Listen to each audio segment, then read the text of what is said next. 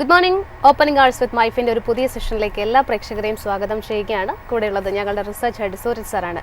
Good morning Suraj sir. Good morning Jasmine. Sir, ഏതായാലും നമുക്ക് മാർക്കറ്റിൻ്റെ ഒരു ഔട്ട്ലുക്കിലേക്ക് തന്നെ നോക്കാം. ആദ്യം നിഫ്റ്റി 50യെ സംബന്ധിച്ചിടത്തോളം ഒരു ഇടിവിലാണ് ഇന്നിപ്പോൾ ട്രേഡ് ചെയ്യുന്നത്. പ്രധാനപ്പെട്ട ഇൻഡെക്സുകളിലൊക്കെ തന്നെ ഒരു മിക്സഡ് ആയിട്ടുള്ള വ്യൂ കാണുന്നു. കഴിഞ്ഞ കുറേ സെഷനുകളിലായിട്ട് തുടരുന്ന ഈ ഒരു സെല്ലിംഗ് പ്രഷർ നമ്മൾ ഓൾറെഡി എക്സ്പെക്റ്റ് ചെയ്തിരുന്നതാണ്. മാർക്കറ്റ് ഇനി ഒരു റിലീഫ് റാലി തന്നെയാണ് എക്സ്പെക്റ്റ് ചെയ്യുന്നത്. എസ്പെഷ്യലി GDP കണക്കുകൾക്ക് തന്നെയാണ് പ്രധാനം.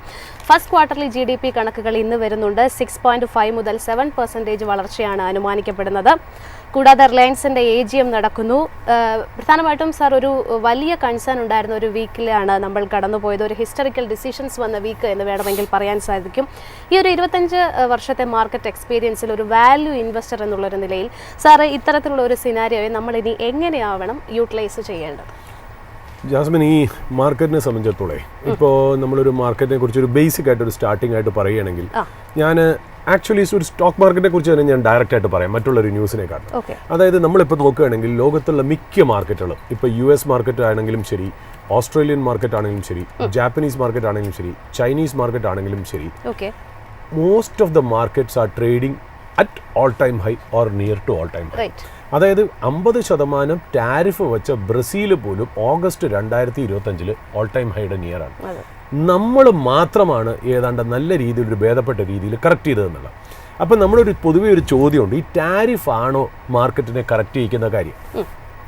ടാരിഫ് ഇമ്പോർട്ടൻ്റ് ഇഷ്യൂ ആണോ? ഓഫ് കോഴ്സ് ഇമ്പോർട്ടൻ്റ് ഇഷ്യൂ ആണ്. എന്നാൽ അത് ടൈഡ് ഓവർ ചെയ്യാൻ നമുക്ക് പറ്റില്ലേ? തീർച്ചയായിട്ടും ടൈഡ് ഓവർ ചെയ്യാൻ പറ്റും. കാര്യം US-ലോട്ടുള്ള ആ ട്രേഡ് ടാരിഫ് കാരണം നമ്മുടെ GDP-യിൽ അഫക്റ്റ് ചെയ്യാൻ പോകുന്ന മാക്സിമം എന്ന് പറയുന്നത് 0.6 to 0.7% ഓഫ് GDP ആണ്. അതിനെ കോമ്പൻസേറ്റ് ചെയ്യാനായിട്ട് നമുക്ക് ശരിക്കും പറഞ്ഞാൽ ഡൊമസ്റ്റിക് കൺസംഷൻ നന്നായിട്ട് ഇൻക്രീസ് ചെയ്യും. അതിനുള്ള ഒരുപാട് കാര്യങ്ങൾ ഗവൺമെൻറ് ചെയ്തിട്ടുണ്ട് എന്നുള്ളതാണ്. അപ്പോൾ ടാരിഫ് ഇഷ്യൂ ആണോ? ഇഷ്യൂ ആണ്. എങ്കിലും ടാരിഫ് ആണോ കാരണം എന്ന് വെച്ചാൽ ടാരിഫ് മാത്രമല്ല കാരണം എന്നുള്ള. ഇപ്പം നമ്മളിപ്പോൾ ഇന്ത്യൻ മാർക്കറ്റിലേക്ക് നോക്കുകയാണെങ്കിൽ, ഇന്ത്യൻ മാർക്കറ്റിൽ ഒരുപാട് പോസിറ്റീവ്സ് ഉണ്ട്. ഒരുപാട് പോസിറ്റീവ്സ് എന്ന് പറഞ്ഞാൽ എന്താണെന്ന് ആലോചിച്ച് നോക്കും നമ്മൾ. അതായത് നമ്മുടെ ചരിത്രത്തിൽ ആദ്യമായി 12 ലക്ഷം വരെ ഇൻകം ടാക്സ് ഇല്ല. അതൊരു വലിയ കൺസംഷൻ ഡ്രൈവറാണ്. നമുക്ക് നന്നായിട്ട് അറിയാലോ അത് എങ്ങനെ അതിനെ അഫക്റ്റ് ചെയ്യുന്നുള്ളത്. RBI റേറ്റ് കട്ട് സൈക്കിൾ തുടങ്ങിയിരിക്കുന്നു. ഭേദപ്പെട്ട രീതിയിൽ റേറ്റ് കട്ട് ചെയ്തു. കഴിഞ്ഞ പ്രാവശ്യത്തെ പോളിസിയിൽ ഏതാണ്ട് 50 ബേസിസ് പോയിന്റ്സ് ഫ്രണ്ട് ലോഡ് ചെയ്തു. പിന്നെ അത് കഴിഞ്ഞ് ഒന്ന് ഹോൾട്ട് ചെയ്തു. ഇനിയും അത് കുറയ്ക്കാനുള്ള ചാൻസുകൾ ഉണ്ട്. കാര്യം GST കട്ടോടുകൂടി RBI റേറ്റ് കട്ടിനുള്ള ചാൻസസ് ഇൻക്രീസ് ചെയ്തു എന്നുകൂടെ നമ്മൾ പറഞ്ഞു വെച്ചു. അപ്പോൾ ഈ RBI റേറ്റ് കട്ട് എന്താ സാധാരണ ചെയ്യണേ? RBI റേറ്റ് കട്ട് ചെയ്യുമ്പോൾ കൺസംഷൻ ഭയങ്കരമായിട്ട് ഡ്രൈവ് ചെയ്യും. അതുമാത്രമല്ല, ഈ ആൾക്കാർക്ക് സ്പെൻഡ് ചെയ്യാൻ കൺസ്യൂമർ ലോൺസ് വളരെ ചീപ്പ് റേറ്റിന് കിട്ടും. കമ്പനീസിനും ചീപ്പർ റേറ്റിന് ലോൺ കിട്ടും. അപ്പോൾ ശരിക്കും പറഞ്ഞാൽ നല്ല ഒരു രീതിയിൽ എക്കണോമി എക്സ്പാൻഡ് ചെയ്യാനുള്ള കാരണങ്ങൾ അവിടെ തന്നെയായി. അതിൻ്റെ മുകളിൽ തന്നെ S&P പോലുള്ള റേറ്റിംഗ് ഏജൻസി വന്നെന്ന് ഇന്ത്യയുടെ സോവറിൻ റേറ്റിംഗ് നന്നായ രീതിയിൽ അപ്ഗ്രേഡ് ചെയ്തു, BBB ആക്കി. ഇതോടുകൂടി ഇന്ത്യൻ കമ്പനികൾക്ക് ലോക്കൽ മണി മാത്രമല്ല ഫോറിൻ മണി ടാപ്പ് ചെയ്ത്, അതായത് ഫോറിൻ ബാങ്ക്സിന് എക്സ്റ്റേണൽ ബോറോയിങ്സിന് വേണ്ടിയിട്ടുള്ള ചാൻസും ഇൻക്രീസ് ചെയ്തു. ആ ബോറോ ചെയ്യുന്ന ഫണ്ട് കോസ്റ്റ് കുറഞ്ഞ് കിട്ടാനുള്ള രീതിയിലേക്കുമായി. അപ്പോൾ എന്തൊക്കെയാണോ ഒരു കൺസ്യൂമറിനും ബിസിനസ്സിനും ബെനിഫിഷ്യൽ ആയിട്ടുള്ളത് എല്ലാ കാര്യങ്ങളും മാർക്കറ്റിലേക്ക് നടക്കുന്നു എന്നുള്ളതാണ്. അതുകൂടാതെ ഗവൺമെൻറ് ഇപ്പോൾ അടുത്ത കാലത്ത് GST റാഷണലൈസേഷൻ ചെയ്തു. GST റാഷണലൈസേഷൻ എന്നല്ല, വളരെ ക്ലിയർ ആയിട്ടുള്ള ഒരു സിംപ്ലിഫിക്കേഷനാണ്. അതുമാത്രമല്ല, നമ്മൾ കൺസ്യൂം ചെയ്യുന്ന ഒരുപാട് ഗുഡ്സിനെ ഇപ്പോൾ ലോവർ ടാക്സ് ലെവലിലേക്ക് ആക്കി എന്നുള്ള. അപ്പോൾ എന്തെല്ലാം ട്രിഗറാണ് കൺസംഷന് വേണ്ടി കിടക്കുന്ന പോസിറ്റീവായിട്ടൊന്നൊന്ന് ആലോചിച്ച് നോക്കൂ. പിന്നെ ബാങ്കുകളുടെ കാര്യത്തിൽ നമ്മൾ നോക്കുകയാണെങ്കിൽ NPS ഒക്കെ വളരെ കൺട്രോൾഡാണ്. RBI നല്ല രീതിയിൽ ബാങ്കിൻ്റെ കയ്യിൽ ലിക്വിഡിറ്റിയും കൊടുക്കുന്നുണ്ട്. പിന്നെ നമ്മുടെ മാക്രോ എക്കണോമിക് കണ്ടീഷൻ നോക്കുകയാണെങ്കിൽ നമ്മുടെ ഫോറിൻ എക്സ്ചേഞ്ച് റിസർവ് വളരെ അഡിക്വേറ്റ് ആണ്. ഗോൾഡ് റിസർവ്സ് നമുക്ക് അഡിക്വേറ്റ് ആണ്. നമ്മുടെ മാക്രോ എക്കണോമിക് കണ്ടീഷൻസ്, അതുമല്ല കംപ്ലീറ്റ് റിഫോംസും ഈസ് ഓഫ് ഡൂയിങ് ബിസിനസ്സും ഒരുപാട് കാര്യങ്ങൾ പോസിറ്റീവ് ട്രിഗറായിട്ട് നിലനിൽക്കുമ്പോൾ തന്നെ അതിൻ്റെ നോക്കുമ്പോൾ വളരെ ചെറിയ തോതിൽ മാത്രമേ ഉള്ളൂ ഈ ടാരിഫ് കാരണമുള്ള ഇമ്പാക്റ്റ്. എന്നിട്ടും ഇന്ത്യൻ മാർക്കറ്റ് എന്തുകൊണ്ട് പെർഫോം ചെയ്യുന്നില്ല compared to other market? 50% tariff വെച്ച ബ്രസീൽ പോലും ഓഗസ്റ്റ് 2025 ഓൾ ടൈം ഹൈ അടിച്ചു എന്നുള്ള. അപ്പോൾ ഇന്ത്യൻ മാർക്കറ്റ് എന്തുകൊണ്ട് കറക്റ്റ് ചെയ്യുമെന്ന് വെച്ചാൽ, നമ്മൾ പല പ്രാവശ്യവും നമ്മൾ പറഞ്ഞിട്ടുണ്ട്, ഇന്ത്യൻ മാർക്കറ്റിൽ ഓവർ വാല്യുവേഷൻ വളരെ കൂടുതൽ തന്നെയാണ്. ഈ ഓവർ വാല്യുവേഷൻ കൂടുതലായിട്ടും കൂടെ നമ്മുടെ ഒരു പ്രത്യേകത എന്താണെന്നറിയോ? FIIs ഇപ്പോൾ 5 കൊല്ലം നോക്കുമ്പോൾ വളരെ നെറ്റ് സെല്ലേഴ്സാണ്. ശരിക്കും പറഞ്ഞാൽ അവർ എന്താ പറയുക, നല്ല രീതിയിൽ FY25 സെല്ല് ചെയ്തു എന്നുള്ള ഡീറ്റെയിൽ നമുക്കറിയാം. പ്രൊമോട്ടേഴ്സും നന്നായിട്ട് സെല്ല് ചെയ്തു എന്നറിയാം. നമ്മൾ മെയ് മാസം മാത്രം 1 ലക്ഷം കോടി രൂപയ്ക്ക് മുകളിലുള്ള സെല്ലിംഗ് പ്രൊമോട്ടേഴ്സ് ബ്ലോക്ക് ഡീലും ബൾക്ക് ഡീലിൽ കൂടെ നടന്നു. പ്രൊമോട്ടേഴ്സിൻ്റെ ഹോൾഡിംഗ് അവരുടെ എന്താ പറയുക അടുത്ത കാലത്തെ ഏറ്റവും കുറവ് ലെവലാണ് എന്നുള്ള റിപ്പോർട്ട് വന്നു. FISൻ്റെ ഹോൾഡിംഗ് അടുത്ത കാലത്തേക്ക് വളരെ കുറവാണ്, അതായത് കുറഞ്ഞു വരികയാണെന്നുള്ള റിപ്പോർട്ടും വന്നു. എന്താണ് മാർക്കറ്റിനെ ശരിക്കും പറഞ്ഞാൽ താങ്ങി നിൽക്കുന്നത്? ശരിക്കും പറഞ്ഞാൽ അതായത് നമ്മളിപ്പോഴും പറയുന്നത് എന്താ, എല്ലാവരും പറയുന്നുണ്ട് ഇന്ത്യൻ മാർക്കറ്റ് ഭേദപ്പെട്ട രീതിയിൽ കറക്റ്റ് ചെയ്തു. ചിലവർ ഒരു സ്കൂൾ ഓഫ് തോട്ട് ആൾക്കാർ പറയുന്നത് വെച്ചാൽ ആ ചൊവ്വാഴ്ചത്തെ കറക്ഷനോട് കൂടി മാർക്കറ്റ് വളരെ എന്താ പറയുക അട്രാക്റ്റീവായി. എന്ന് ബാങ്ക് ഓഫ് അമേരിക്ക പോലെയുള്ള FII ബ്രോക്കറേജസ് പറയുന്നത് എന്താ, ഇനിയും കറക്റ്റ് ചെയ്യാനുണ്ട്. അതായത് Indian market has in corrected enough എന്നാണ് പറയുന്നത്. എന്തുകൊണ്ട് ഇത് നമ്മുടെ നിഫ്റ്റിയിൽ ഇപ്പോഴും റിഫ്ലക്റ്റ് ചെയ്യുന്നില്ല? പല കമ്പനികളും നല്ല രീതിയിൽ കറക്റ്റ് ചെയ്തു അല്ലേ, എന്നിട്ടും വളരെ 50, 60, 70 PE-യിലാണ് ട്രേഡ് ചെയ്യുന്നത്. 70 PE ട്രേഡ് ചെയ്യണ ഒരു തെറ്റല്ല, പക്ഷേ 10% സെയിൽസ് ഗ്രോത്തും വെച്ച് 70 PE-യിൽ ട്രേഡ് ചെയ്താൽ അത് ശരിക്കും പറഞ്ഞ ഒരു നെഗറ്റീവാണ്. 30% ഗ്രോത്ത് കാണിക്കൂ നിങ്ങൾക്ക് 70 PE-യും 80 PE-യും നമുക്ക് ജസ്റ്റിഫൈ ചെയ്യാന്നുള്ള. എന്നിട്ടും സ്റ്റോക്കുകൾ നല്ല രീതിയിൽ പോക്കറ്റ്സ് ഓഫ് വാല്യുവേഷൻ അവിടെ അതായത് ഫേവറബിൾ വാല്യുവേഷൻ ഉണ്ടെങ്കിൽ പോലും generally most of the stocks ഭേദപ്പെട്ട് കറക്റ്റ് ചെയ്തിട്ടെങ്കിൽ പോലും അട്രാക്റ്റീവ് ലെവലിലേക്ക് വരാത്തതിൻ്റെ ഏക കാരണം എന്താണെന്നറിയോ? നമ്മുടെ ഇന്ത്യൻ മാർക്കറ്റിൻ്റെ അല്ലെങ്കിൽ കമ്പനികളുടെ ഷെയർ ഹോൾഡിംഗ് പാറ്റേൺ നോക്കിയാൽ മതി. പ്രൊമോട്ടേഴ്സിൻ്റെ ഹോൾഡിംഗ് കുറഞ്ഞു വരുന്നു, FISൻ്റെ ഹോൾഡിംഗ് കുറഞ്ഞു വരുന്നു. ഇൻക്രീസ് ചെയ്യണ കംപ്ലീറ്റ് ഈ ഡൊമസ്റ്റിക് ഇൻസ്റ്റിറ്റ്യൂഷൻസ് ആണ്. അതായത് നമ്മളെപ്പോലത്തെ സാധാരണ ജനങ്ങൾ മ്യൂച്വൽ ഫണ്ടിൽ കൂടെയും സിപ്പിൽ കൂടെയും സിസ്റ്റമാറ്റിക് ഇൻവെസ്റ്റ്മെന്റ് പ്ലാനിൽ കൂടിയും നമ്മൾ കൊടുക്കുന്ന കാശ് ഡൊമസ്റ്റിക് ഇൻസ്റ്റിറ്റ്യൂഷൻസ് FISും പ്രൊമോട്ടറും സെല്ല് ചെയ്യുന്നതൊക്കെ കംപ്ലീറ്റ് അബ്സോർബ് ചെയ്യുന്നു. എത്രത്തോളം സെല്ല് ചെയ്യണം? ഇപ്പോൾ 1000 കോടിക്ക് സെല്ല് ചെയ്താൽ 1000 കോടിയും ഇവർ അബ്സോർബ് ചെയ്തുകൊണ്ട് പോകുന്നത് കാരണം നമ്മൾ മാർക്കറ്റിൽ ഈ ഫോളിൻ്റെ അത്ര ഇമ്പാക്റ്റ് നമ്മൾ മനസ്സിലാക്കിയില്ല എന്നുള്ളതാണ്. ഈ ഇന്ത്യൻ മാർക്കറ്റ് എന്നാണെന്നറിയോ കൂടുതൽ കറക്റ്റ് ചെയ്യാൻ പോണേ? ഈ സിപ്പിലേക്കുള്ള പൈസയുടെ ഫ്ലോ കുറയുന്ന ദിവസം, മ്യൂച്വൽ ഫണ്ടിലേക്ക് പോകുന്ന പൈസ കുറയുന്നിടത്തോളം നമ്മൾ ആ സമയത്ത് ഈ പൈസ ഇൻക്രീസ് ചെയ്തുകൊണ്ടിരിക്കും തോറും, അതായത് സിപ്പ് മണി ഇൻക്രീസ് ചെയ്യും തോറും മ്യൂച്വൽ ഫണ്ടിലേക്കുള്ള ഇൻഫ്ലോ ഇൻക്രീസ് ചെയ്തുകൊണ്ടിരിക്കുന്നതോടും കാലം ഇന്ത്യൻ മാർക്കറ്റ് അത്രയ്ക്ക് കറക്റ്റ് ചെയ്യില്ല എന്നുള്ളതാണ് നമുക്ക് മനസ്സിലാക്കിയ കാര്യം. സോ ഇതാണ് സ്റ്റേറ്റ് ഓഫ് ദ മാർക്കറ്റ് നമ്മളൊരു തുടക്കത്തിൽ തന്നെ പറയുകയാണ് എന്നുണ്ടെങ്കിൽ. പിന്നെ നമ്മളിപ്പം മാർക്കറ്റിലേക്ക് നോക്കുകയാണെങ്കിൽ ജാസ്മിൻ പറഞ്ഞത് വളരെ ശരിയാണ്. അതായത് വളരെ ഈവൻ ഫുൾ വീക്കെൻഡിലേക്കാണ് നമ്മൾ പോകുന്നത്. കാര്യം മാർക്കറ്റ് ഒരു നല്ലൊരു ട്രിഗറിന് വേണ്ടിയിട്ട് കാത്തിരിക്കുകയാണ്. Market is craving for a happy news. അപ്പോൾ മാർക്കറ്റ് എന്തൊക്കെയാണ് ഈ വീക്കെൻഡ് നോക്കുന്നത്? ഒരുപാട് കാര്യങ്ങൾ നടക്കുന്നുണ്ട് എന്നുള്ള. ഒന്നാമത്തെ കാര്യം, നമ്മുടെ പ്രൈം മിനിസ്റ്റർ ഇപ്പോൾ ടോക്കിയോയിൽ ഇപ്പോൾ ഉണ്ട്. അവിടുത്തെ ജാപ്പനീസ് പ്രൈം മിനിസ്റ്ററായിട്ട് ഇതേപോലെ ഒരു ബുള്ളറ്റ് ട്രെയിൻ റൈഡ് ഉദ്ദേശിക്കുന്നുണ്ട്. അതുകൂടാതെ ഒരു ന്യൂസ് അൺകൺഫേംഡ് റിപ്പോർട്ട്സിൽ കേൾക്കുന്നത് ഈ ബുള്ളറ്റ് ട്രെയിൻസിൻ്റെ മാനുഫാക്ചറിങ് ചിലപ്പോൾ ഇന്ത്യയിൽ തുടങ്ങിയേക്കാം. അങ്ങനെയാണെങ്കിൽ അങ്ങനെയുള്ള മാനുഫാക്ചറിങ്ങിന് കമ്പോണന്റ് സപ്ലൈ ചെയ്യണ ഇന്ത്യൻ കമ്പനീസിന് എങ്ങനെ രീതിയിൽ ബെനിഫിറ്റ് ചെയ്യും? അതായത് ഈ ബോൾ ബെയറിംഗ് കമ്പനീസ് ഒക്കെ ഈ പറയുന്ന പോലെ റെയിൽവേസിൽ വളരെ ഇമ്പോർട്ടൻ്റ് ആണ്. ഇപ്പോൾ നമ്മൾ പറയില്ലേ SKF ബെയറിങ്സ്, ടിംകൻ, NRB ബെയറിങ്സ്, ഇതേപോലത്തെ കമ്പനിക്ക് എങ്ങനെ ബെനിഫിറ്റ് ചെയ്യുന്നുള്ളത് നമ്മളൊന്ന് സ്റ്റഡി ചെയ്യേണ്ട കാര്യമാണെന്നുള്ള. പിന്നെ രണ്ടാമത്തെ കാര്യം, പ്രൈം മിനിസ്റ്റർ ഈ വീക്കെൻഡ് അടുപ്പിച്ച് എനിക്ക് തോന്നുന്നു സൺഡേ ഒക്കെ ആകുമ്പോഴത്തേക്കും SCO സമ്മിറ്റിന് വേണ്ടി ചൈനയിലേക്ക് വ്ളാഡിമിർ പുടിനായിട്ട് ഒരു മീറ്റിംഗ് നടക്കാൻ പോകുന്നുണ്ട് എന്നാണ് റിപ്പോർട്ട്സ് പറയുന്നത്. അത് മാത്രമല്ല, ഇന്ന് എക്കണോമിക് ടൈംസ് ഹെഡ്ലൈനിൽ എഴുതിയിരിക്കുന്നത് ഞാൻ വായിച്ചത്, A 1-on-1 meeting with Xi Jinping ഒന്നുകൂടെ പ്ലാൻ ചെയ്തിട്ടുണ്ട് എന്നുള്ള രീതിയിലാണ് പറയുന്നത്. നമുക്ക് ജസ്റ്റ് ഒന്ന് ഇന്നലെ രാത്രി ഇപ്പോൾ ഈ ചൈനയിലേക്ക് പോവുകയാണെങ്കിൽ ഇന്ത്യയും ചൈനയും തമ്മിലുള്ള ട്രേഡ് എന്താണെന്ന് ഞാൻ ജസ്റ്റ് ഒന്ന് വാച്ച് ചെയ്ത് നോക്കി. അപ്പോൾ ശരിക്കും പറഞ്ഞു കഴിഞ്ഞാൽ ഈ ഒരു മീറ്റിംഗ് കൊണ്ട് ശരിക്കും പറഞ്ഞാൽ പഴയ ആ ഒരു എന്താ പറയുക ആ ഒരു സവർ റിലേഷൻഷിപ്പ് അപ്പോൾ മാറ്റി വെച്ച് കുറച്ചുകൂടെ ഒരു റീകാലിബ്രേറ്റ് ചെയ്ത് നമ്മുടെ ഒരു റിലേഷൻഷിപ്പ് മുന്നോട്ട് പോവുകയാണെങ്കിൽ 2 പവർഫുൾ ഏഷ്യൻ കൺട്രീസ് വരുന്നത് ലോകം ഉറ്റുനോക്കുന്ന ഒരു മീറ്റിംഗ് തന്നെ ആയിരിക്കും അതെന്നുള്ള കാര്യത്തിൽ പറയാതിരിക്കാൻ പറ്റില്ല. ഞാൻ ജസ്റ്റ് നോക്കിയപ്പോഴേ FY 24-25 കഴിഞ്ഞ കൊല്ലത്തെ ഫിഗർ വെച്ചിട്ട് നമ്മളും ചൈനയും തമ്മിലുള്ള ട്രേഡ് എന്ന് പറയുന്നത് USD 127 ബില്യൺ ആണ്. ഈ 127 ബില്യൺ എനിക്ക് മനസ്സിലായെന്ന് വെച്ചാൽ ഇന്ത്യ അതിൽ ശരിക്കും പറഞ്ഞാൽ ഈ 127 ബില്യണിൽ നമ്മൾ ഇമ്പോർട്ട് ചെയ്യണമാണ് കൂടുതൽ നമ്മൾ എക്സ്പോർട്ട് ചെയ്യണതിനേക്കാളും. അത് ഗിവൺ ആണ്, ഗ്രാൻഡഡ് ആണ്. നമ്മൾ ഇമ്പോർട്ട് ചെയ്യണത് എത്രയെന്നറിയോ? 113 ബില്യൺ US പ്രോഡക്ട്സ് ഒക്കെയാണ് നമ്മൾ ഇങ്ങോട്ടേക്ക് ഇമ്പോർട്ട് ചെയ്യുന്നത്. അതിൽ കൂടുതൽ നമ്മൾ നോക്കുകയാണെങ്കിൽ electronics, machinery, chemicals, pharmaceutical ingredients, ഇങ്ങനെ പല കാര്യങ്ങളും നമ്മൾ ഇമ്പോർട്ട് ചെയ്യുന്നു എന്നുള്ളതാണ്. ഇൻഫാക്ട് ചൈന ഇന്ത്യയുടെ 2nd ലാർജസ്റ്റ് ട്രേഡിംഗ് പാർട്ട്ണർ ആണെന്നുള്ളതാണ് നമ്മൾ മനസ്സിലാക്കേണ്ടതെന്നുള്ള കാര്യം. അതിൽ ഇന്ത്യ എക്സ്പോർട്ട് ചെയ്യണത് എത്ര? വെറും $14 ബില്യൺ. ഇങ്ങോട്ടേക്ക് $113 ബില്യൺ, അങ്ങോട്ടേക്ക് $14 ബില്യൺ. നമ്മൾ കൂടുതലും ചെയ്യുന്നത് എന്താ? വളരെ ഇമ്പോർട്ടൻ്റ് ആയിട്ട് ശ്രദ്ധിക്കുക. നമ്മൾ ഇവിടുന്ന് സാധാരണ ചൈനയ്ക്ക് ഒന്നും ആവശ്യമില്ലെന്നാണ് പറയുന്നത്. പക്ഷെ നമ്മുടെ ഇവിടുന്ന് ഇമ്പോർട്ട് ചെയ്യുന്ന സാധനങ്ങൾ എന്താ? Iron or, sea food, cotton.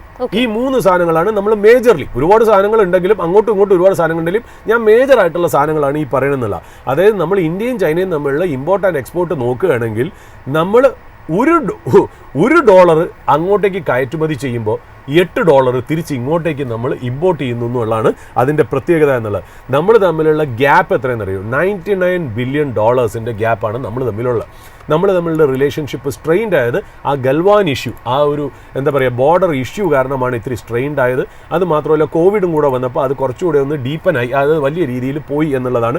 പിന്നെ ചൈന പാകിസ്ഥാനെ സപ്പോർട്ട് ചെയ്യുന്നു എന്നുള്ള കാരണത്താലും നമ്മുടെ കുറേ ഇൻറ്റേർണൽ സെക്യൂരിറ്റി അവർ ത്രട്ടനിങ് ആയി എന്നുള്ള രീതി കൊണ്ടും നമ്മൾ തമ്മിലുള്ള റിലേഷൻഷിപ്പ് വളരെ മോശമായി എന്നുള്ളതാണ് അതിൻ്റെ വാസ്തവം.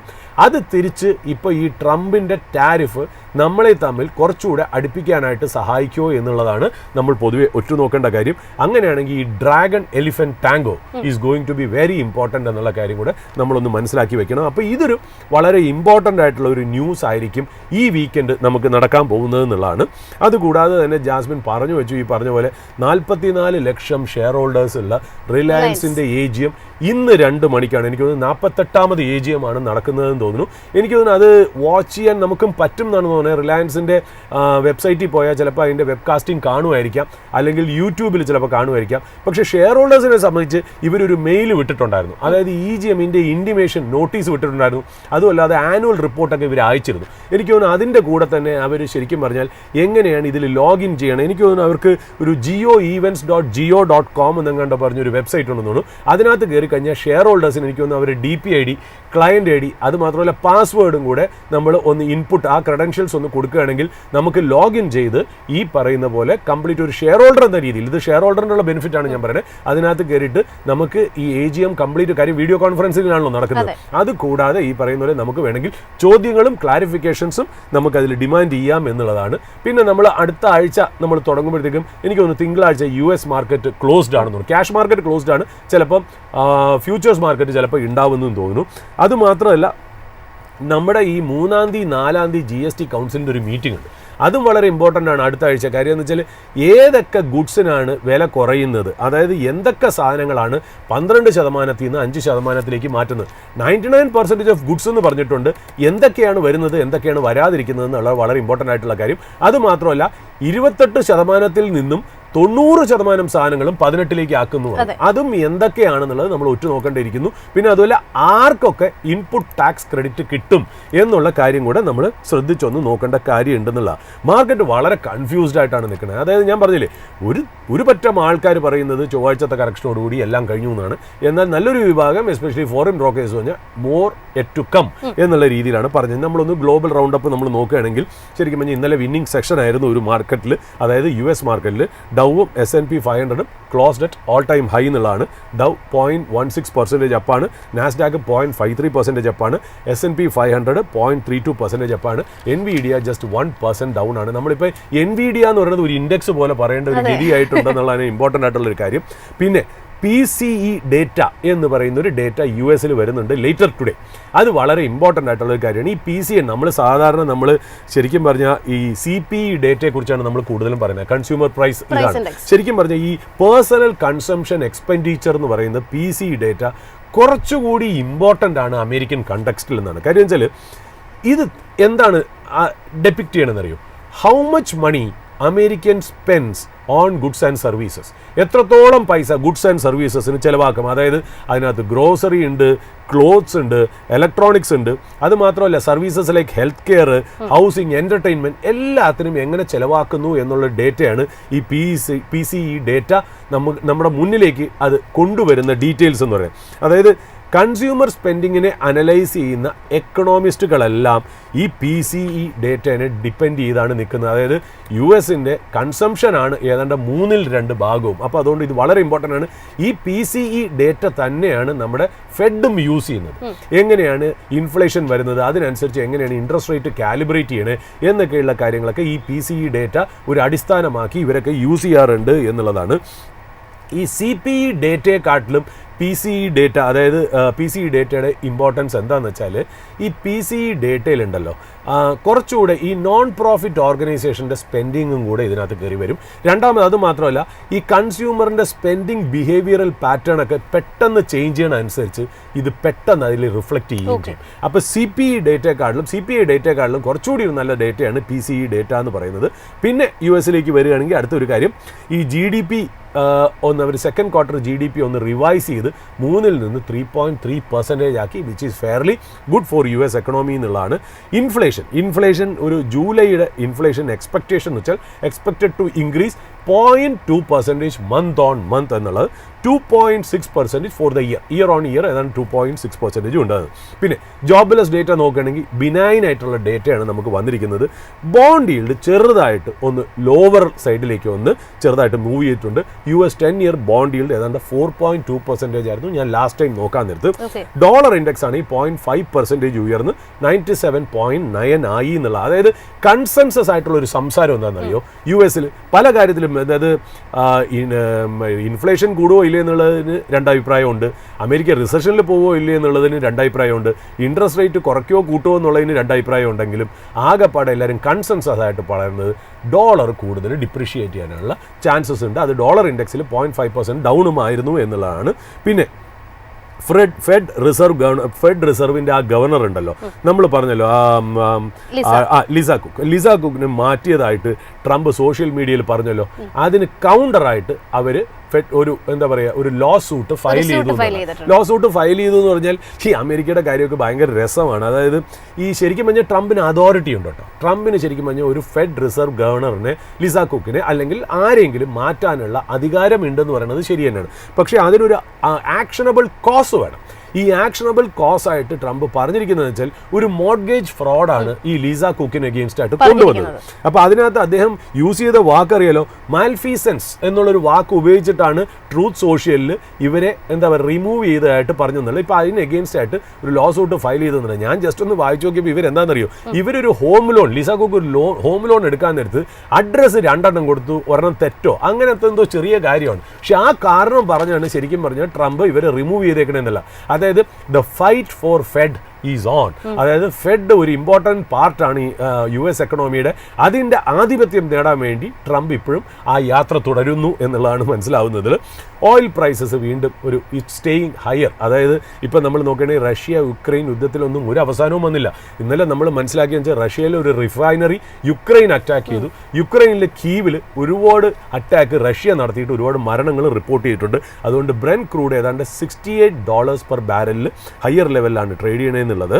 പിന്നെ നമ്മൾ ഈ പറയുന്ന പോലെ ഇപ്പോൾ ഇന്ത്യയും ചൈനയും തമ്മിലുള്ള ഒരു ടോക്സ് ഉണ്ടല്ലോ, അതിന് നമ്മൾ ഉറ്റുനോക്കേണ്ട ഒരു കാര്യം എന്താ വെച്ചാൽ എങ്ങനെയാണ് ഈ പറഞ്ഞ റെയർ എർത്ത് മാഗ്നറ്റ്സിൻ്റെ കാര്യത്തിൽ എന്തെങ്കിലും റിലാക്സേഷൻ വരുമോ. കാര്യം ചൈന നമുക്കിട്ട് റെസ്ട്രിക്റ്റ് ചെയ്തിരിക്കുന്ന കാര്യങ്ങൾ rare earth minerals, critical minerals, അത് കൂടാതെ തന്നെ റെയർ എർത്ത് മാഗ്നറ്റ്സ്, പിന്നെ കുറച്ച് സ്പെഷ്യാലിറ്റി ഫെർട്ടിലൈസേഴ്സും കെമിക്കൽസും ഫെർട്ടിലൈസേഴ്സും ഒക്കെ ഒരു ചെറിയൊരു റെസ്ട്രിക്ഷൻസ് വെച്ചിട്ടുണ്ട്.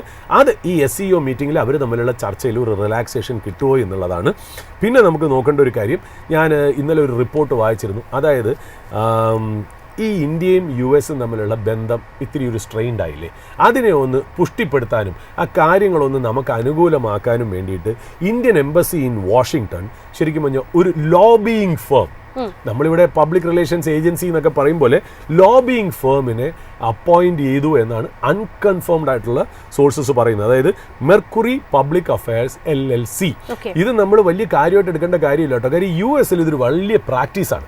അതായത് ഈ എന്താ പറയുക ഈ ലോബിയിങ് ഫേംസിനെ ഉപയോഗിച്ച്, അതായത് ഇപ്പോൾ ചൈനയിലെ ചില കമ്പനികൾക്കൊക്കെ ചില സമയത്ത് പ്രോബ്ലം വരുമ്പോൾ ചൈനീസ് കമ്പനികൾ ഇതേപോലത്തെ ലോബിയിങ് ഫേംസിനെ ഏൽപ്പിക്കും.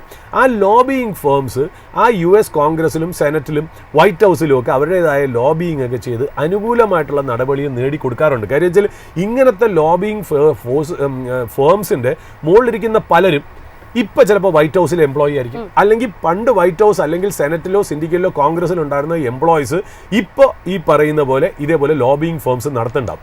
അപ്പോൾ അതായത് അവിടുത്തെ പൊളിറ്റിക്കൽ സ്പെക്ട്രം ആ ഒരു ഇതായിട്ട് ആ ഒരു എക്കോ സിസ്റ്റത്തിനോട് ചേർന്ന് നിൽക്കുന്നതാണ് ലോബിയിങ് ഫേംസ് എന്ന് പറയുന്നത്. അങ്ങനെ ഒരു ലോബിയിങ് ഫേം ആയിട്ടുള്ള മെർക്കുറി പബ്ലിക് അഫയേഴ്സ് LLCയെ ഇന്ത്യൻ എംബസി ഇൻ വാഷിംഗ്ടൺ ഏൽപ്പിച്ചു എന്നാണ് പറയുന്നത്.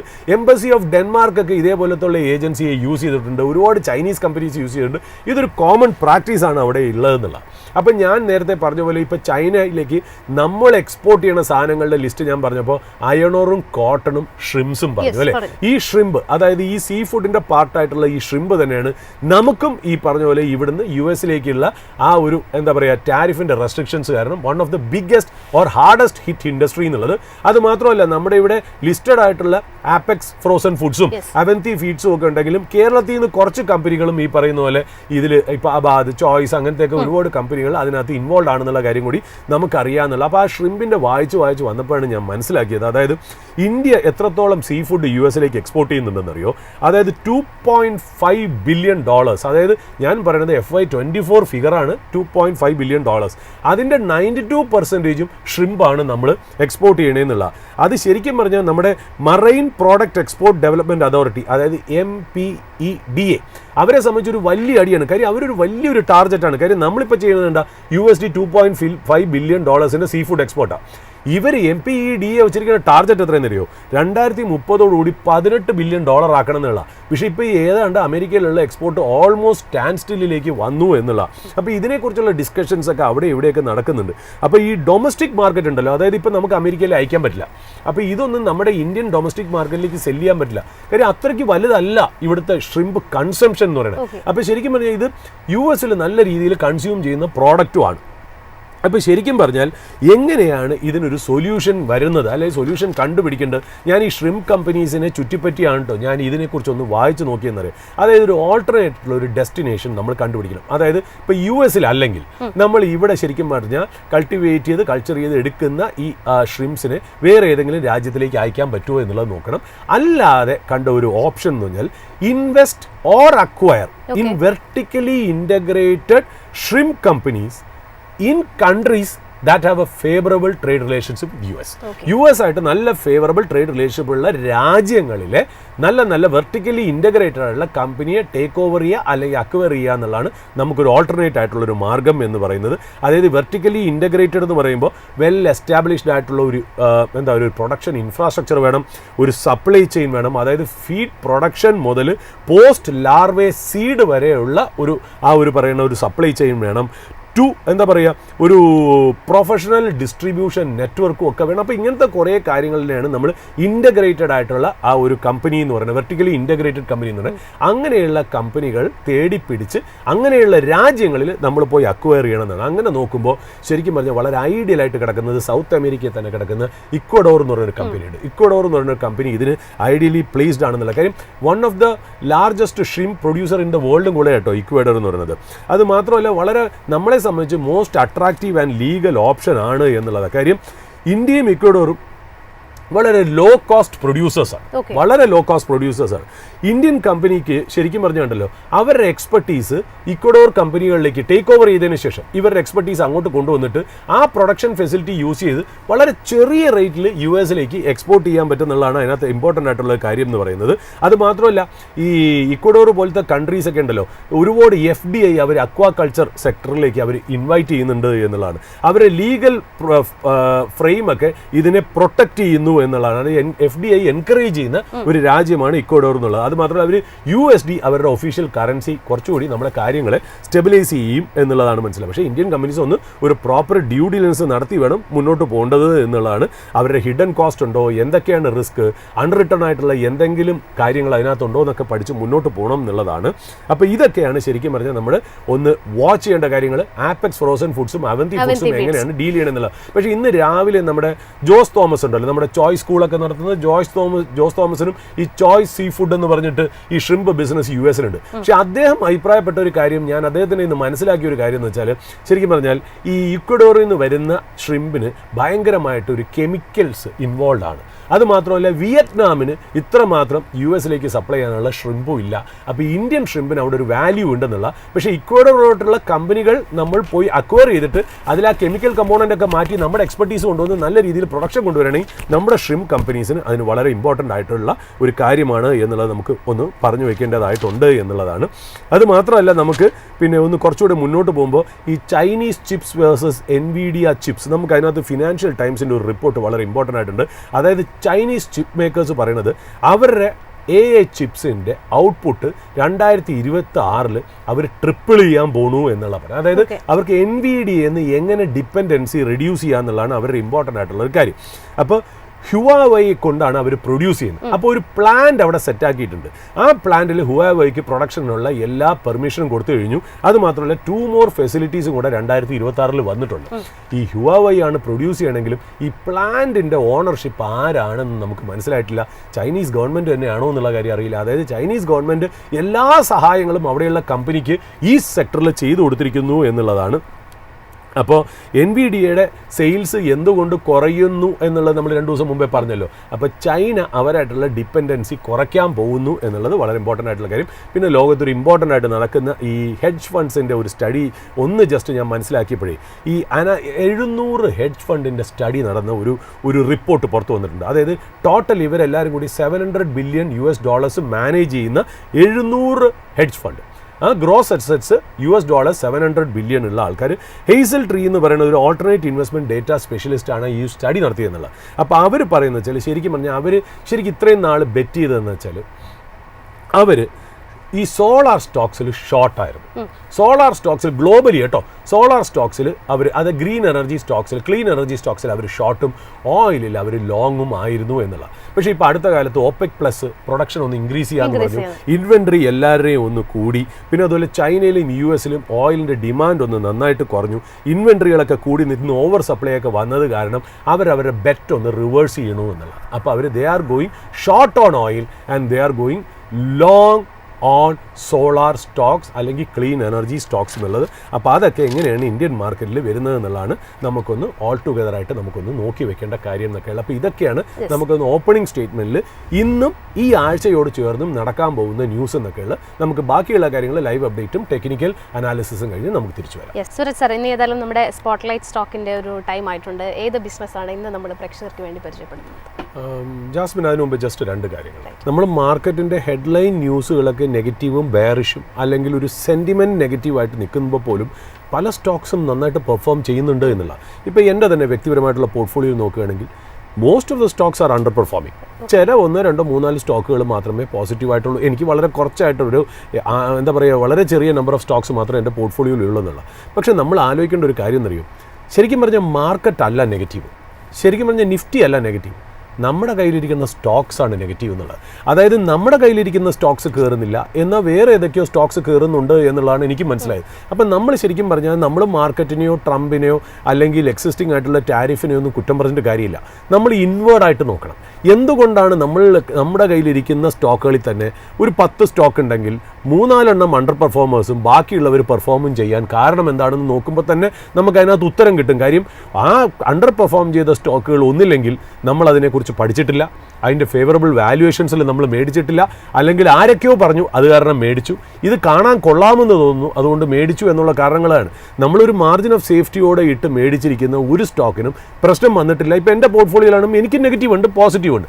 ആ നെഗറ്റീവ് കംപ്ലീറ്റ് ഞാൻ വളരെ ഓവർ കോൺഫിഡൻസ് ആയിട്ട് മേടിച്ച സ്റ്റോക്കുകളും, എന്നാൽ വളരെ മാർജിൻ ഓഫ് സേഫ്റ്റിയോടുകൂടി നെഗറ്റീവ് കാര്യങ്ങൾ സറൗണ്ട് ചെയ്തിരിക്കുന്ന സമയത്ത് നല്ലൊരു മാർജിൻ ഓഫ് സേഫ്റ്റിയോടുകൂടി മേടിച്ചിരിക്കുന്ന സ്റ്റോക്കുകളൊക്കെ ശരിക്കും പറഞ്ഞാൽ ഈ മാർക്കറ്റിൽ പെർഫോമേഴ്സ് ആയിരുന്നു എന്നുള്ളതാണ് അതിനകത്തുള്ള വാസ്തവം. അപ്പോൾ ഇതാണ് ശരിക്കും പറഞ്ഞാൽ നമ്മുടെ പ്രദീപ് പറഞ്ഞതിനെ ആഡ് ചെയ്ത് എനിക്കൊന്ന് പറയാനുള്ളത്. അല്ലാണ്ട് നമ്മൾ ശരിക്കും പറഞ്ഞാൽ ഈ മാർക്കറ്റിൻ്റെ കാര്യത്തിനെ ഓർത്ത് നമ്മൾ വലിയ ദുഃഖിക്കുകയും നമ്മൾ മാർക്കറ്റ് എന്ന് കയറും ഇതൊന്നും നമ്മളെ ബാധിക്കുന്ന കാര്യമില്ല. നമ്മുടെ കയ്യിലിരിക്കുന്ന സ്റ്റോക്ക് കയറുകയാണെങ്കിൽ that is the end of the story എന്നുള്ളതാണ് അതിനകത്ത് പറഞ്ഞു വയ്ക്കുന്നത്. പിന്നെ രണ്ടാമത്തെ കാര്യം, ഞാൻ ഇന്നലെ അപ്പോളോ ടയേഴ്സിൻ്റെ കഥ പറഞ്ഞപ്പോൾ ഞാൻ എൻ്റെ ഫസ്റ്റ് പ്ലാന്റ് പേരാമ്പ്ര എന്ന് പറഞ്ഞപ്പോൾ ശരിക്കും പറഞ്ഞാൽ പേരാമ്പ്ര 2 പേരാമ്പ്ര ഉണ്ട്. ഒന്ന് കാലിക്കറ്റും ഉണ്ട്, ഒന്ന് ഈ പറയുന്ന പോലെ തൃശ്ശൂരുണ്ട്. തൃശ്ശൂർ പേരാമ്പ്രയാണ് നമ്മുടെ പല പ്രേക്ഷകരും എൻ്റെ അടുത്ത് ഒന്ന് ചൂണ്ടിക്കാണിച്ചു. ഞാനത് കാലിക്കറ്റ് ഒന്ന് ചേർത്ത് പറഞ്ഞു.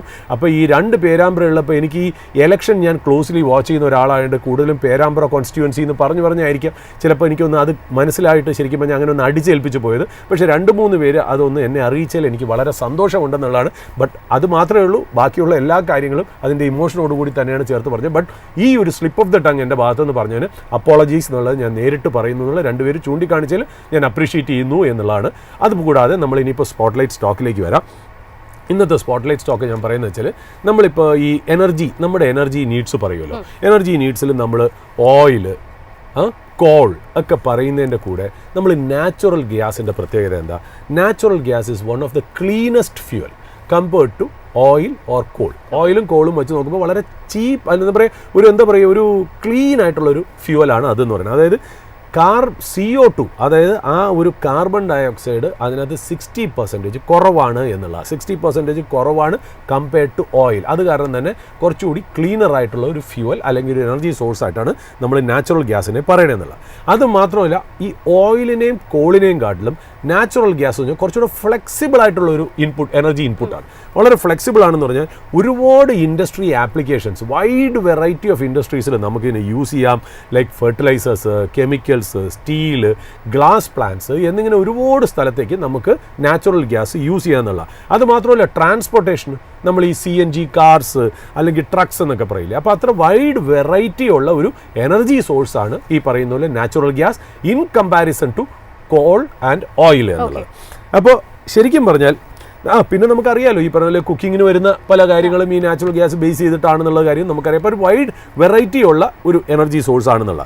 ബട്ട് നമ്മുടെ ഇന്ത്യയുടെ ഓയിലിൻ്റെ സ്ഥിതി പോലെ തന്നെ നമ്മുടെ ആവശ്യത്തിനുള്ള ഈ നാച്ചുറൽ ഗ്യാസ് നമുക്കിവിടെ ഇല്ല. അപ്പം നമുക്ക് മറ്റുള്ള രാജ്യങ്ങളിൽ നിന്ന് ഇമ്പോർട്ട് ചെയ്യുന്നതാണ് നമ്മുടെ ഒരു വലിയ സോഴ്സ്. എനിക്ക് തോന്നുന്നു നമ്മുടെ റിക്വയർമെൻറ്റിൻ്റെ 50% 60% പോലും നമ്മൾ നാച്ചുറൽ ഗ്യാസ് പുറത്തുനിന്നാണ് ഇമ്പോർട്ട് ചെയ്യണമെന്നുള്ളത്. പക്ഷേ നാച്ചുറൽ ഗ്യാസ് ശരിക്കും പറഞ്ഞാൽ നല്ലൊരു ഫ്യൂവലാണ് എന്നുള്ള കാര്യത്തിൽ നമുക്ക് സംശയമില്ല. നമ്മുടെ clean energy initiatives, green energy ഇനിഷ്യേറ്റീവ്സിനൊക്കെ ഇത് വളരെ ഇമ്പോർട്ടൻ്റ് ആയിട്ടുള്ള ഒരു കാര്യമാണെന്നുള്ള കാര്യം നമുക്കറിയാമെന്നുള്ള. ബട്ട് ഇതിനൊരു കുഴപ്പമുണ്ട്. അതായത് നമ്മൾ മറ്റുള്ള രാജ്യങ്ങളിൽ നിന്ന് ഇത് ഇമ്പോർട്ട് ചെയ്ത് ഷിപ്പിംഗ് ചെയ്ത് നമ്മൾ കൊണ്ടുവരുമ്പോൾ നമ്മൾ ഒരിക്കലും ഈ ട്രാൻസ്പോർട്ടേഷൻ ഗേഷ്യസ് ഫോമിൽ പറ്റില്ല. കാര്യം gas takes up load of space. അപ്പോൾ ആ ഗ്യാസിനെ ഗ്യാസായിട്ട് നമുക്ക് ട്രാൻസ്പോർട്ട് ചെയ്ത് ഷിപ്പിൽ നമുക്ക് കൊണ്ടുവരാൻ പറ്റില്ല. അപ്പോൾ നമ്മൾ എന്ത് ചെയ്യണം? ഇതിനുള്ളൊരു സൊല്യൂഷൻ എന്ന് വെച്ചാൽ നമ്മൾ ഇതിനെ ഫ്രീസ് ചെയ്യും. ഇമ്പോർട്ട് ചെയ്യുന്നതിന് മുമ്പ് ഫ്രീസ് ചെയ്യും. അതായത് അതിനെ നമ്മളൊരു ഫ്രീസ് ചെയ്യാന്ന് പറഞ്ഞാൽ ഏതാണ്ട് -162 ഡിഗ്രിയിലാണ് നമ്മൾ അതിനെ ഫ്രീസ് ചെയ്യുന്നത്. 162 ഡിഗ്രി സെൻറ്റിഗ്രേഡിൽ നമ്മൾ അതിനെ ഫ്രീസ് ചെയ്ത് നമ്മൾ അതിനെ ലിക്വിഡ് ഫോമിലാക്കും. അങ്ങനെയാണ് ശരിക്കും പറഞ്ഞാൽ natural gas liquefied natural gas ആയിട്ട് മാറ്റുന്നത്. ഈ ലിക്വിഫൈഡ് നാച്ചുറൽ ഗ്യാസ് ആയിട്ട് മാറ്റുമ്പോൾ ഒരു ഗുണമെന്ന് വെച്ചാൽ നമുക്ക് ഷിപ്പിംഗ് ചെയ്യാൻ വളരെ എളുപ്പമാണ്. അതായത് ഏതാണ്ട് 600 ടൈംസ് വോളിയം സ്മോളർ ആവും ഈ പറയുന്ന പോലെ ഗ്യാസിനെക്കാട്ടിലും ലിക്വിഡ് ഫോമിലേക്ക് ആക്കുമ്പോൾ. അപ്പോൾ അത്രയ്ക്ക് മാത്രം എന്താ പറയുക ഒരു സ്പേസ് യൂട്ടിലൈസേഷൻ നമുക്ക് ആ ഒരു ഷിപ്പിംഗ് ട്രാൻസ്പോർട്ടിൽ നമുക്ക് കൊണ്ടുവരാം എന്നുള്ളതാണ്. അപ്പോൾ ഈ LNG, അതായത് ലിക്വിഫൈഡ് നാച്ചുറൽ ഗ്യാസിനെ LNG ആക്കി ഫ്രീസ് ചെയ്ത് -162 ഡിഗ്രിയിൽ നമ്മളതിനെ ഫ്രീസ് ചെയ്ത് നമ്മളത് ലിക്വിഡ്ഫൈഡ് നാച്ചുറൽ ഗ്യാസ് ആക്കി ഷിപ്പ് വഴി നമ്മളത് ട്രാൻസ്പോർട്ട് ചെയ്ത് ഇമ്പോർട്ട് ചെയ്ത് നമ്മുടെ ഇവിടുത്തെ പോർട്ടിൽ കൊണ്ടുവന്ന് ഡോക്ക് ചെയ്യും. ഇവിടെ LNG നമ്മുടെ പോർട്ടിൽ വന്നു കഴിഞ്ഞാൽ, LNG എന്ന് പറയുന്നത് ലിക്വിഫൈഡ് നാച്ചുറൽ ഗ്യാസ് വന്നു കഴിഞ്ഞാൽ നമുക്കതിനെ നേരിട്ട് ഉപയോഗിക്കാക്കൂല. കാര്യം എന്താ? നമ്മളതിനെ ഫ്രീസ് ചെയ്ത് LNG ഫോർമാറ്റിലാണ് കൊണ്ടുവന്നത്. അപ്പോൾ അതിനെ തിരിച്ച് നാച്ചുറൽ ഗ്യാസിലേക്ക് ആക്കണം. അത് റീഗ്യാസിഫൈ, അല്ലെങ്കിൽ നമ്മൾ അതിനായി പറയണമെന്ന് പറഞ്ഞാൽ വാമിങ് ഇറ്റ് അപ്പ് എന്നുള്ള വാക്കാണ് ഉപയോഗിച്ചത്. അതായത് അതിനെ തിരിച്ച് വാം ചെയ്തിട്ട് LNGയെ നമ്മൾ നാച്ചുറൽ ഗ്യാസായിട്ട് വീണ്ടും കൺവേർട്ട് ചെയ്യും. അപ്പോൾ അങ്ങനത്തെ ഒരു പ്രോസസ്സിലാണ് നമ്മൾ നാച്ചുറൽ ഗ്യാസിനെ കൊണ്ടുവരും. ലിക്വിഡ്ഫൈഡ് നാച്ചുറൽ ഗ്യാസിൽ ഇമ്പോർട്ട് ചെയ്യുന്നു, എന്നാൽ പോർട്ടിൽ വരുന്ന ലിക്വിഡ്ഫൈഡ് നാച്ചുറൽ ഗ്യാസ് LNGയെ നമുക്ക് നേരിട്ട് ഉപയോഗിക്കാൻ പറ്റില്ല. അപ്പോൾ അതിനെ നമ്മൾ വാം ചെയ്തിട്ട് റീഗ്യാസിഫൈ ചെയ്ത് തിരിച്ച് നാച്ചുറൽ ഗ്യാസ് ആക്കിയിട്ടാണ് നമ്മൾ ഉപയോഗിക്കുന്നത് എന്നുള്ളത്. അപ്പോൾ റീഗ്യാസിഫൈങ് ഓർ വാമിങ് ഇറ്റ് അപ്പ് എന്നുള്ള പ്രോസസ്സിൽ കൂടെയാണ് പോകുന്നത്.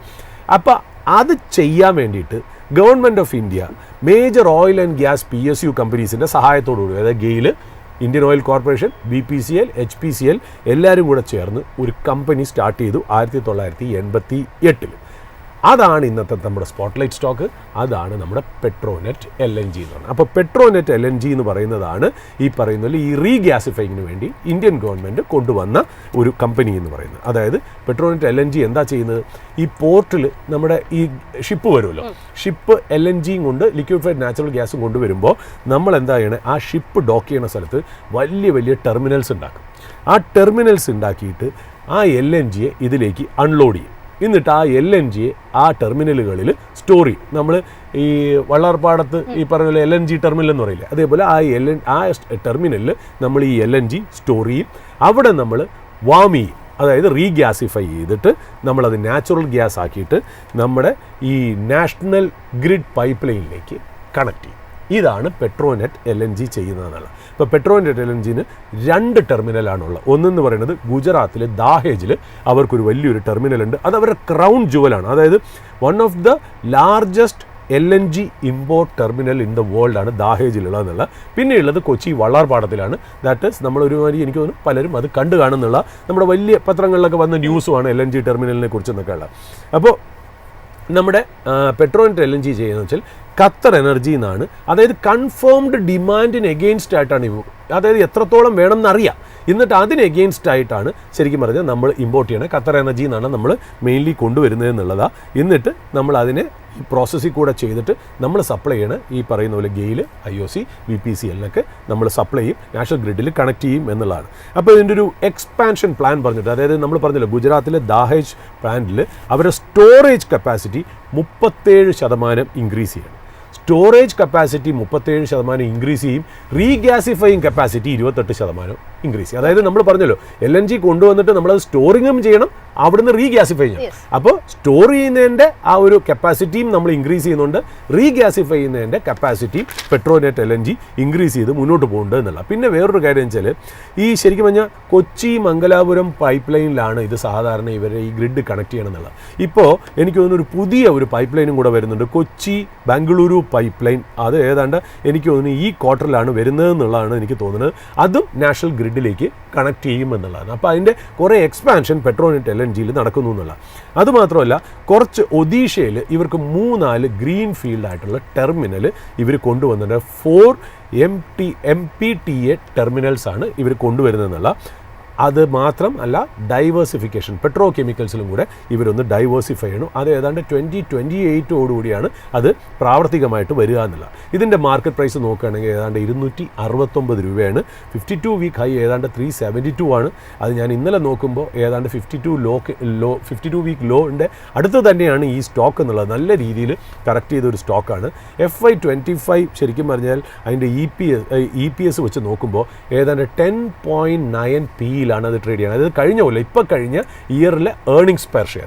ഏർണിങ്സ് പെർ ഷെയർ എന്ന് പറയുമ്പോൾ net profit divided by total number of shares നമുക്ക് വരുന്നത് വെച്ച് നോക്കുമ്പോൾ ഈ മാർക്കറ്റ് പ്രൈസ് നോക്കുമ്പോൾ 10 പോയിന്റ്, ഈ മാർക്കറ്റ് പ്രൈസും ആ EPSും കമ്പയർ ചെയ്ത് നോക്കുമ്പോൾ ഏതാണ്ട് 10.9 ഏതാണ്ട് 11 P ട്രേഡ് ചെയ്യണമെന്ന് പറയാം. അത് ഏതാണ്ട് ഒരു ചീപ്പർ വാല്യുവേഷനിലാണ് ട്രേഡ് ചെയ്യണമെന്ന് വേണമെങ്കിൽ നമുക്ക് പറയാം. അപ്പോൾ ഇതിന് ട്രിഗറായിട്ട് നമുക്ക് മുന്നോട്ട് കിടക്കുന്നത് നാച്ചുറൽ ഗ്യാസ് യൂസേജ് ഗവൺമെൻറ് ഇപ്പോൾ ഏതാണ്ട് 6.5% ആണ്. അതിനെ ഡബിളാക്കി, ഡബിളിൽ കൂടുതലാക്കി ഏതാണ്ട് ബൈ 2030 നാച്ചുറൽ ഗ്യാസ് യൂസേജ് 15% ആക്കണം എന്ന് ഗവൺമെൻറ് ഒരു ടാർഗറ്റ് വെച്ചിരിക്കുകയാണ്. അതുപോലെ പെട്രോനെറ്റ് LNGയുടെ ഈ കപ്പാസിറ്റി എക്സ്പാൻഷൻസ് ഒക്കെ നമ്മൾ മെൻഷൻ ചെയ്യുന്നു എന്നുള്ളതാണ്. പിന്നെ CNG വെഹിക്കിൾസിൻ്റെ എണ്ണവും കൂടി വരുന്നു എന്നുള്ളതിന് ഇമ്പോർട്ടൻ്റ് ആയിട്ടുള്ളൊരു കാര്യം. പിന്നെ ഹൗസ് ഹോൾഡ്, അതായത് നമ്മൾ ആൾക്കാർ പോവർട്ടി ലെവലിൽ നിന്ന് മാറി ഈ പറഞ്ഞ പോലെ മുന്നോട്ട് നമ്മൾ ഈ പറഞ്ഞ പോലെ ഇതൊക്കെ യൂസ് ചെയ്ത് ഹൗസ് ഹോൾഡ് ഇതിന് വേണ്ടിയിട്ട് യൂസ് ചെയ്ത് വരുമ്പോഴും ഈ വക എനർജി സോഴ്സിന് വളരെ ഒരു നല്ല രീതിയിലുള്ള ഒരു ഇമ്പറ്റസ് കിട്ടും എന്നുള്ളതാണ്. അപ്പോൾ ഒരു അണ്ടർ വാല്യൂഡ് ആയിട്ടുള്ള വളരെ ഇമ്പോർട്ടൻ്റ് ആയിട്ടുള്ള അധികം വലിയ കോമ്പറ്റീഷൻ ഇല്ലാത്ത ഒരു ബിസിനസ്സാണ് പെട്രോനെറ്റ് LNG. ഇത് നമ്മളൊരു ബിസിനസ് അവതരിപ്പിക്കാൻ വേണ്ടിയിട്ട്, അതായത് എന്താണ് പെട്രോനെറ്റ് LNG ചെയ്യണമെന്ന് പലർക്കും സംശയം ഉണ്ടാവുമായിരിക്കും. അതൊന്ന് ക്ലാരിഫൈ ചെയ്ത് കൊടുക്കുക എന്നുള്ള ഉദ്ദേശത്തോടു കൂടി ഒരു അക്കാഡമിക് പർപ്പസസിന് വേണ്ടി മാത്രമാണ് നമ്മൾ ഇത് അവതരിപ്പിച്ചതെന്നുള്ളത്. ഇതൊരു സ്റ്റോക്ക് റെക്കമെൻഡേഷനോ സോളിസിറ്റേഷനോ അഡ്വൈസോ അല്ല. ഞാനും പേഴ്സണലി ഹോൾഡ് ചെയ്യുന്നില്ല, ജാസ്മിനും ഹോൾഡ് ചെയ്യുന്നില്ല. നിങ്ങളുടെ സ്റ്റോക്ക് പിക്ക് ഒരു സെബി രജിസ്റ്റേർഡ് ഇൻവെസ്റ്റ്മെൻറ്റ് അഡ്വൈസറിൻ്റെ സഹായത്തോടു കൂടി വേണം ചെയ്യാൻ. അതുമാത്രമല്ല, ഞാൻ വീണ്ടും ഇന്നലത്തെ സ്പോട്ട്ലൈറ്റ് സ്റ്റോക്കിൽ അപ്പോളോ ടയേഴ്സിന് ഞാൻ പേരാമ്പ്ര എന്ന് പറഞ്ഞത് കാലിക്കറ്റ് ഉള്ളതെന്ന് തെറ്റായിപ്പോയി. അത് എന്നോട് ക്ഷമിക്കണം. ആ പേരാമ്പ്ര തൃശ്ശൂരാണ് എന്നുള്ളതാണ്. അവിടുത്തെ ഒരു എംപ്ലോയി ഇവരെ കമൻറ്റ് ചെയ്തു. ഇവരെല്ലാവരും നമ്മുടെ പ്രേക്ഷകർ പല രീതിയിൽ ഉണ്ട് എന്നുള്ളതാണ് എനിക്ക് അതിനകത്ത് സന്തോഷം തന്ന കാര്യം. അപ്പോൾ തീർച്ചയായിട്ടും ഞാൻ ഇനി ശ്രദ്ധിക്കാം. ഒരുപാട് ഡേറ്റ അനലൈസ് ചെയ്യുന്നതിൻ്റെ ഇടയിൽ ചെറിയൊരു സ്ലിപ്പ് ഓഫ് ദ ടങ് എന്നാലും നിങ്ങൾ കാണുന്നുണ്ടെങ്കിൽ ഞങ്ങളോട് ക്ഷമിക്കുക എന്നുള്ളത് മാത്രമാണ്. Over to you Jasmine. ഏതായാലും ഇന്നത്തെ ഒരു ഓപ്പണിംഗ് അവരുടെ ഒരു സെഷൻ വൈൻഡപ്പ് ചെയ്യുകയാണ്. ഇവിടെ പ്രദീപ് സാറും സുരേഷ് സാറും ഒക്കെ തന്നെ സംസാരിച്ചിരിക്കുന്ന സ്റ്റോക്കുകളൊന്നും ഒരു അഡ്വൈസോ റെക്കമെൻഡേഷനോ അല്ല, ഒരു ഇൻഫർമേഷൻ പർപ്പസ് മാത്രമാണ് എന്നത് ഓർമ്മപ്പെടുത്തുകയാണ്. എന്തായാലും ഇന്നത്തെ ഈ ഒരു ഓപ്പണിംഗ് അവരുടെ സെഷനും സ്പോട്ട്ലൈറ്റ് സെഗ്മെന്റും ഒക്കെ തന്നെ വൈൻഡപ്പ് ചെയ്യുന്നു. ഇനി അടുത്ത ദിവസം വീണ്ടും കാണാം. Happy weekend.